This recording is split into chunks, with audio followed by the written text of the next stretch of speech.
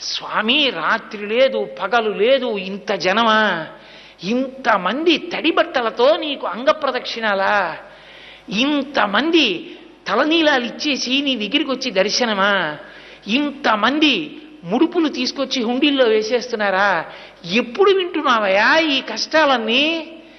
కళ్ళందుకే ఇలా నామాలు పెట్టేసుకుని నిద్రాముద్రాం నిఖిల జగతి రక్షణే జాగరూకం అని దక్షిణాయనంలో పడుకున్నవాడు ఆంతరంగంలోకి చూసినట్టు వచ్చే వాళ్ళ మనస్సులు చూస్తాడు. వ్యాసుడు అందుకే ఓ మాట అన్నాడు, వెంకటాచల క్షేత్రంలో వెంకటేశ్వర స్వామి వారి ముఖమండలం బహుప్రసన్నంగా ఉంటుందట. ఒక్కొక్క రోజున ఎంతో సంతోషంగా ఉంటుంది. అర్థం ఏమిటో తెలుసా? కొండ మీదకి ఎవరో ధార్మికులు వచ్చారని గుర్తు.